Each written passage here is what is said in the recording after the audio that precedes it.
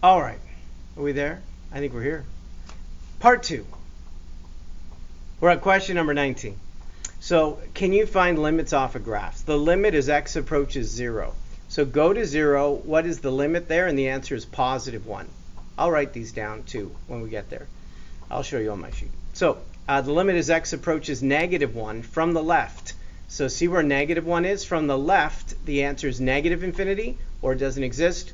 From the right, it's positive infinity or doesn't exist.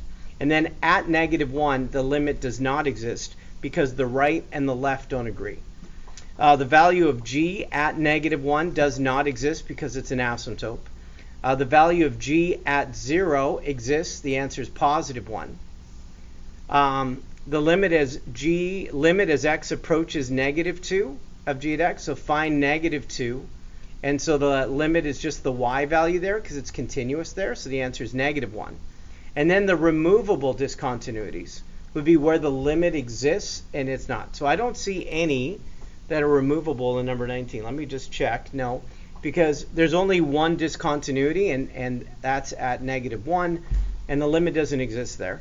The non-removable discontinuities, well, there is one and it's at negative 1. So let's write down the answers to that as we talk through it. So as a reminder, I don't know if this is more efficient or not. So we said the answer to 19A, probably doesn't feel like it's more efficient, was 1. For B, the answer to the limit as x approaches negative 1 from the left of g at x. That was negative infinity or doesn't exist. For C, that's the limit as x approaches negative 1 from the right. That's positive infinity or doesn't exist. For D, the limit as x approaches negative 1 for g at x. And the answer is it doesn't exist because there's an asymptote there and they're going in opposite directions. For E, the function value at negative 1 doesn't exist because there's an asymptote there. For F, the value of g at 0 we said was positive 1. For H, G is after F. For G, the limit as x approaches negative 2 of g at x. That is, what was that again? Negative 2. It's continuous there. So the y value there is negative 1. We have no removable discontinuities. We only really have one discontinuity, and it is non-removable.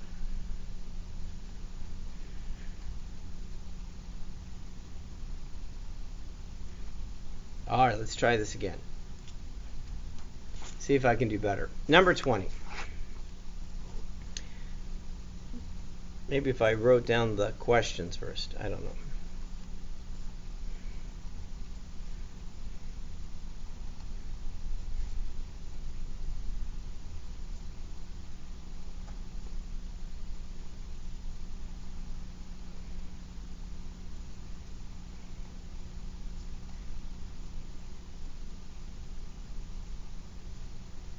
I'm just writing them down, and then we'll go to the graph and we'll get our answers.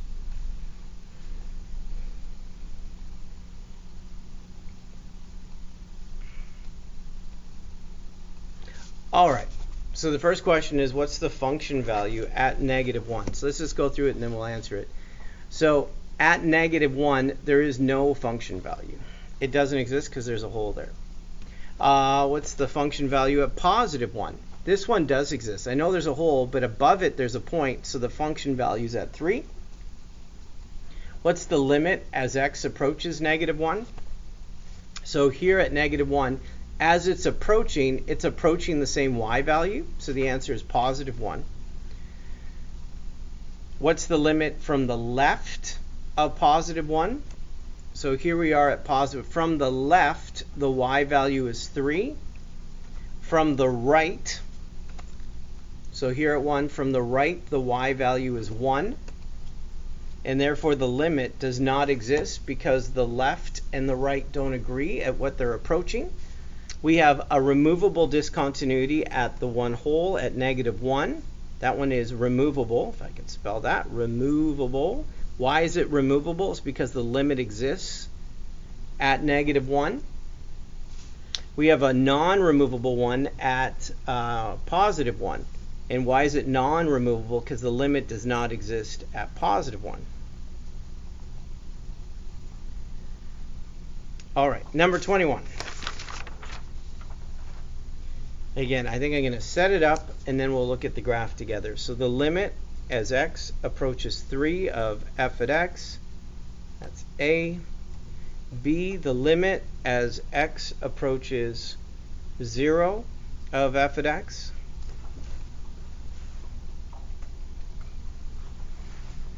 C, the limit as x approaches -3 from the left of f at x. D, the function value at 3. And then E, use notation to know where it's continuous or not. Okay, here we go. So what's the limit as x approaches 3? Sorry, here we go. All right, there's 3. And so the limit here doesn't exist because to the right and left they go in opposite directions. B, how about the limit as x approaches 0? So here's 0. And so what's the y? Because it's continuous, I can just plug in 0 for x here, and it's -1/9. So don't assume what it is. Go right to the equation, and you can get that answer. What's the limit as x approaches -3 from the left? So here's -3. From the left, it's going to infinity. You could also write down it doesn't exist. What's the function value at 3? Well, it's an asymptote, so it doesn't exist at the asymptote. And then E, where is it continuous? So if I look at this graph, from -infinity up to -3, not including -3, and then from -3 to +3, each one represents a curve on the graph. So we have 1, 2, 3 of them, and then 3 to infinity. Again, parentheses, because the ends are not included for continuity. 22. For question number 22, let me set it up. I think that felt like a positive thing to set it up first. So g at 1, the limit as x approaches 1 of g at x. C, the limit as x approaches 1 from the left of g at x.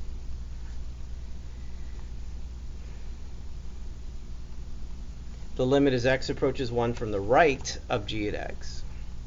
And then removable and non-removable. All right, here we go. So let's look off the graph and then we'll answer it. So the function value at +1 here is -1. Oops, I put in the wrong one. There is -1. The limit as x approaches 1. So here's 1 again. From the right and left, there's a jump at +1, so it doesn't exist. From the left, so at +1 from the left, the answer is -2. And from the right, the answer is -1. And then he says, what are the removable discontinuities? Well, there's none. Every discontinuity is a jump. And then at every jump is a non-removable discontinuity. So that would be what I see off the graph. Wow, it's at every integer. That's fine. So at -2, at -1, at 0, 1, at every integer there's a jump in the graph. Again, that's called the greatest integer function, or a step function. 23.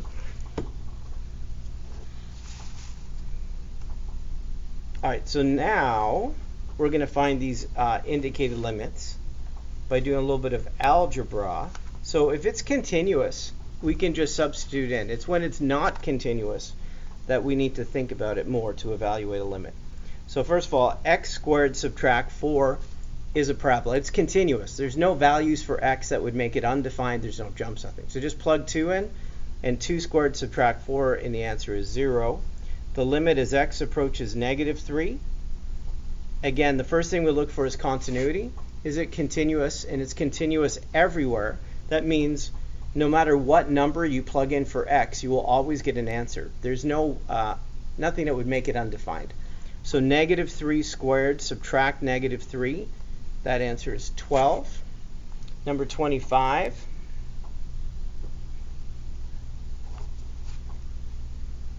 The limit as x approaches 0 of x squared plus 9.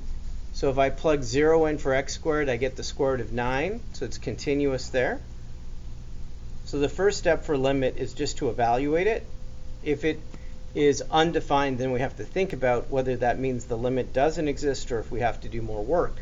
So here, when it says 3 from the left, because it's continuous, the right and left both will agree. So if it's continuous, just plug in, and the negative and positive will give you the same answer. So 2 times 3 is 6. Take away 5, and you get your answer. 27. The limit as x approaches -1. Be careful when it's a rational function like this, but when I plug in -1, I do get a nice answer. So -1 squared is +1 plus 1, so it's -1/2. 28. The limit as x approaches -2 of the square root, no, the cube root of, now cube root is continuous everywhere, so you just plug it in and get your limit value. So that's 4 plus 4, that's 8, and the cube root of 8 is 2. That means 2 times 2 times 2. That's what a cube root means. 29. The limit as x approaches 0. And again, if I plug in 0, I don't want 0 over 0, but I don't get that. I get 0 divided by -1, so that answer is 0. Remember, if it was 0 in the denominator, that's what's bad. Number 30, the limit as x approaches 0, 3x subtract 3 cubed. So again, plug in 0, you get -3 cubed. That's -27. All right, now we have some piecewise functions that we're going to evaluate a limit for. So for 31, you're given this. Let's write down the actual function, x squared minus 2, x plus 2. When x is less than or equal to 0, x is greater than 0. And then we're going to answer these questions.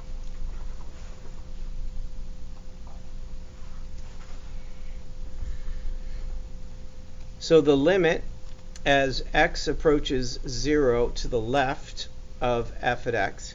So from the left here for 0 would be the top function. So just plug 0 into the top and you get the answer -2. The limit as x approaches 0 from the right, plug 0 into the bottom for the right, and you get the answer +2. And then the question is the limit as x approaches 0 of f at x. Well, the left and the right are two different answers. So that means the limit doesn't exist. And then D, where is it continuous? Well, from -infinity up to 0 and then 0 to infinity. But at 0, it is not continuous.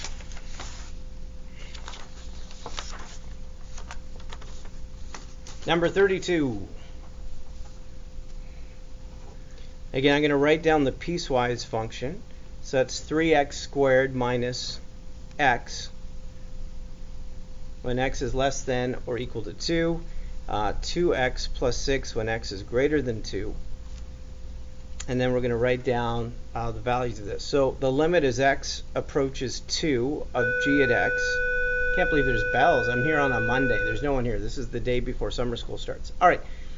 But there's still bells. So at 2. So for the limit to exist at 2, you plug into the top piece and then you plug it into the bottom. They have to agree. So 3 times 2 squared is 12. Take away 2. Which is 10, and then 2 times 2 is 4 plus 6, it's 10. Because the top and bottom agree, that means the limit exists, and the answer is 10. For B, what's the limit as x approaches 0 of g at x? Now for this one, a little bit tricky. 0 only belongs to the top piece. 0 is less than 2, so it's only the top piece. Plug in 0 and the answer is 0. Here, why we use both is because of 2. But if it's a number that only belongs to the top or the bottom and it's not where they break, then you just go to that piece. Part C, list where it's continuous. And the answer here, because when you plug 2 into the top and bottom, they get the same answer. It's continuous everywhere. There's no discontinuities here. 33. Find the interval where y equals the square root of x minus 1 is continuous. It's a square root function. And so when I look at what's underneath here, I know that x minus 1 must be greater than or equal to 0. Add 1 and you get an answer. You could also say it goes from 1 to infinity. So I know this must be greater than or equal to 0. I solved it. You could also write it in interval notation, and that's where it's continuous. 34. In question number 34, find the discontinuities of this function.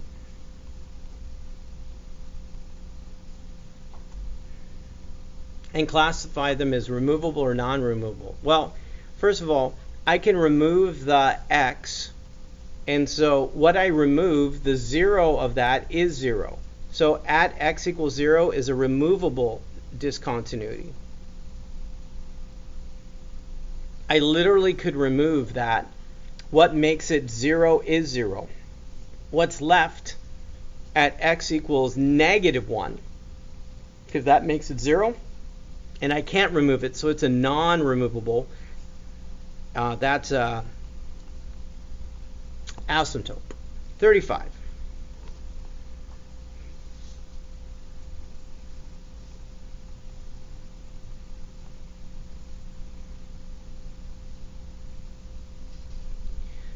So it says f at x equals x squared and f at x equals a. And if f at x is a continuous function, find the value of a. So you can see the parabola a would have to equal what that value is right there when you plug in 2. So you plug 2 into the top piece. That's 2 squared, so that must be 4 for it to be continuous.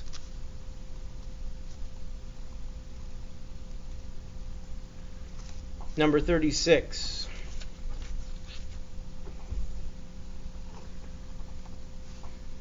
Show algebraic steps to find the intersection points.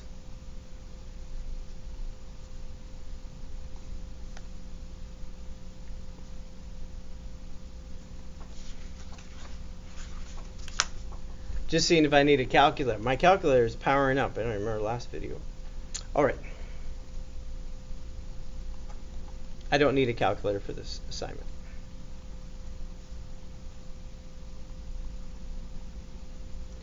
So step number 1 for 36 is to make it equal. So take the top piece, make it equal to negative x plus 8, and then solve it. That's a good step. We're going to add x, subtract 8, so 2 take away 8, and then we're going to factor it. So the two numbers that multiply to negative 6 and combine to positive 1. So we have two answers. The first factor gives me the answer negative 3. And the second one, positive 2. Now, for the top piece, it's when x is less than or equal to 1. So this one is not right. That's the only one that's less than or equal to 1. So one point of intersection is at negative 3, and a negative times a negative is positive, so it would be 11. And then the other one, I'm going to do it again. I'm going to make it equal to the bottom piece. So negative x plus 8 equals 3. I'm actually going to add x and subtract 3. 5 is greater than 1, so it's a good answer. So the second one, 5 gives you the answer 3. So 5, 3, and negative 3, 11 are the 2 points of intersection. For question number 37, verify your points without graphing it. All right. So if I was going to graph number 37, not as bad as it sounds, I want to graph x squared plus 2. So I'm going to plug 1 into the top, and I get the answer 3.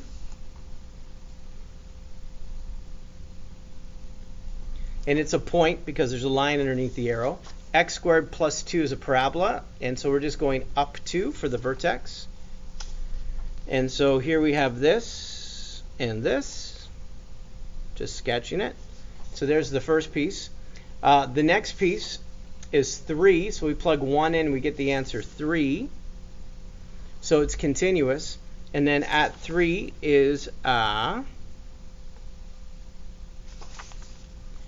horizontal line at 3, and it's continuous because when you plug 1 into the top and bottom, you get the same answer.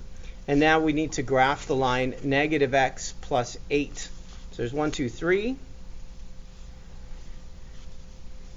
I'm just going to use the points of intersection. So we have negative 3 and 11.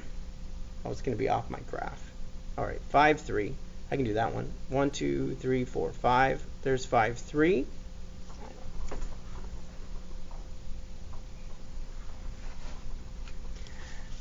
The other one here,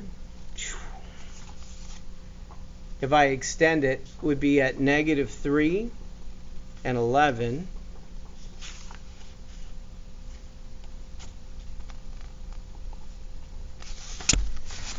There's that line. So this point here is negative 3, 11, and this point here is 5, 3, and those are your 2 points of intersection. All right, 38. Almost there. If we do it together, it's not bad, right? So 38, use graphing. Can you graph each one? So y equals x plus 2. If it's a simple one, we can just go right to the graph. So this means you shift 2 to the left and then draw your v. It has a slope of up 1 over 1. We're just sketching it. Just get a sense of that. The absolute value of x plus 2. That means you take the absolute value, go up 2 right here, and then draw your v. For number 40, y equals 1 over x minus 1. So that is a rational function. At positive 1, we have an asymptote.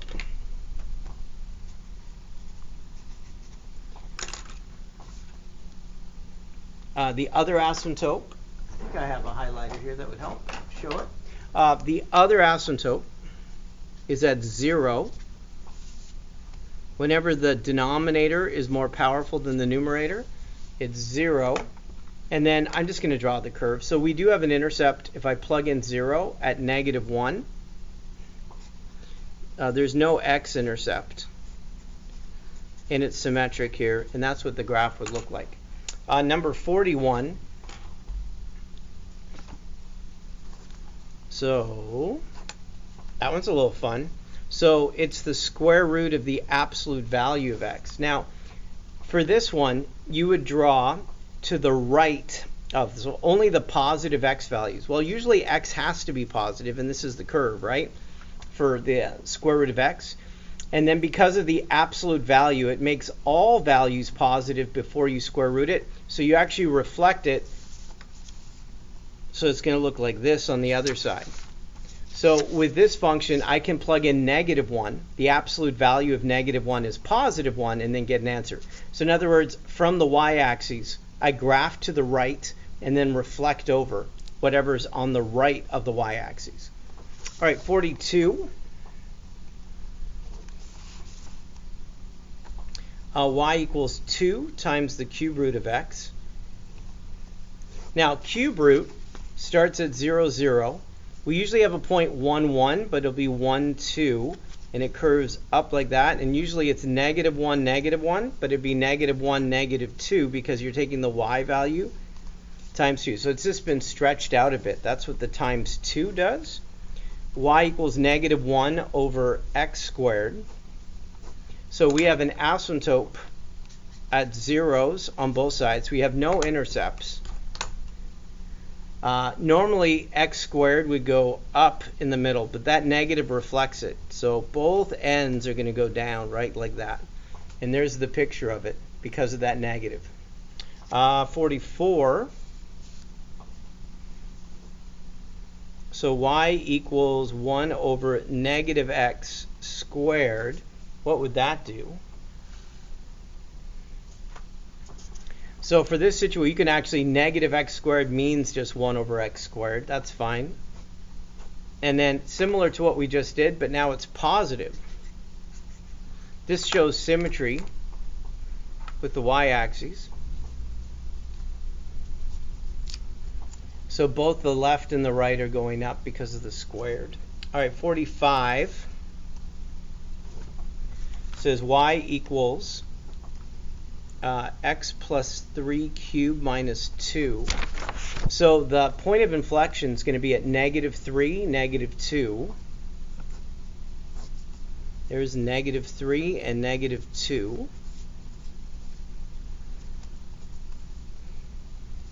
And then it curves up to the right and curves down to the left. That's fine. That's what the picture of a cube root look. Oh, wait a second. It's not a cube root. It's a cube.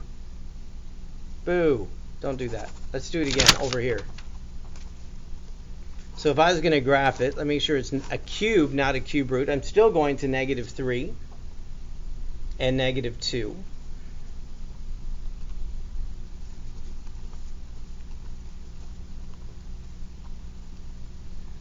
And then it curves up to the right and curves down to the right. That's what the picture looks like from negative 3, negative 2. All right, 46. We're almost there. 2 left. 46 says write an equation for this curve. So this is a parabola that folds down. The vertex is at 1, 2. So that means I'm going to write down 1, 2. Now notice for inside I changed the sign, but that's positive 1, 2.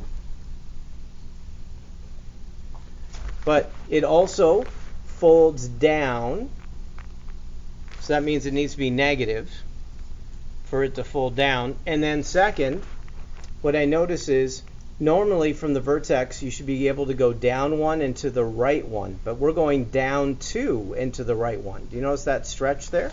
So it's going to be negative 2, and then see if that matches or not. So if I did, let's see if I can bring over Desmos. This is check with a graphing calculator.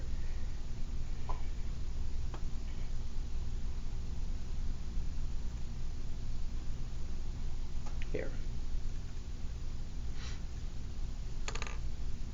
Does that look right? So negative 2, x minus 1 squared. I would use the calculator, but it's not like right on my desk, so I'm just going to do it this way.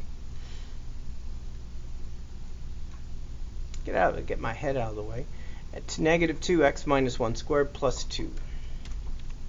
And does that look like what we just did? See it? Perfect. Of course it does. All right, Mr. G Math over and out. Thanks for doing your homework.